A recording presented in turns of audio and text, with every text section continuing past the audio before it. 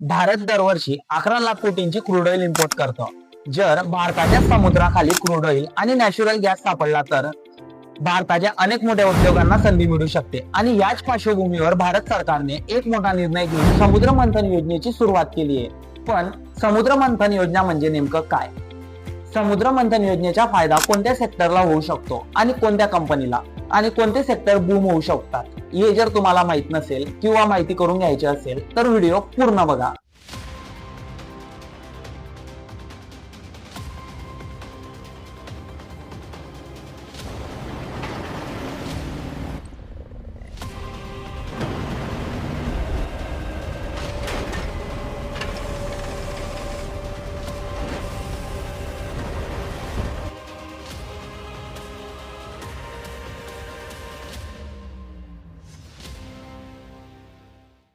समुद्र मंथन म्हणजे समुद्राच्या तळाशी जाऊन रिसर्च करणे, ड्रिलिंग करणे आणि तेलाचे साठे शोधणे, याला ऑफशोअर एक्सप्लोरेशन असेही म्हणतात. पण हे साठे किती खोल आणि कुठे आहेत आणि यातनं कमर्शियली ऑइल किंवा गॅस काढणे शक्य आहे का, याला समुद्र मंथन असे म्हटले गेले आहे.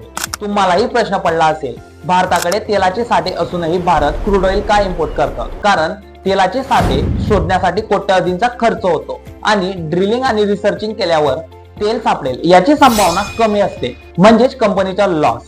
पण आता भारत सरकार रिसर्चिंग आणि ड्रिलिंग साठी 50% सहाय्य करणार आणि प्रत्येकी विहीर खोदण्यासाठी 650 कोटी रुपयांचा अनुदान देणार. एकीकडे ईव्ही मार्केट स्ट्रॉंग होते आणि भारत सरकार समुद्रातील क्रूड ऑइल शोधण्यासाठी 84,084 कोटी रुपये खर्च करतोय.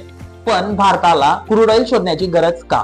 कारण अजूनही भारतामध्ये एनर्जीची डिमांड जास्त आहे आणि ती सतत वाढत आहे.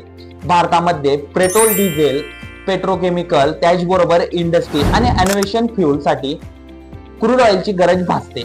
पण भारत आपल्या क्रूड ऑइल रिक्वायरमेंटच्या 88% हिस्सा सौदी अरेबिया, इराक, रशिया या देशांकडून इम्पोर्ट करतो आणि त्यासाठी भारताला फॉरेन करन्सी खर्च करावी लागते. जर भारतात तेलाचे साठे सापडले तर इम्पोर्ट डिपेंडन्सी कमी होईल, फॉरेन करन्सीची बचत आणि एनर्जी सेक्टर स्ट्रॉंग होतील.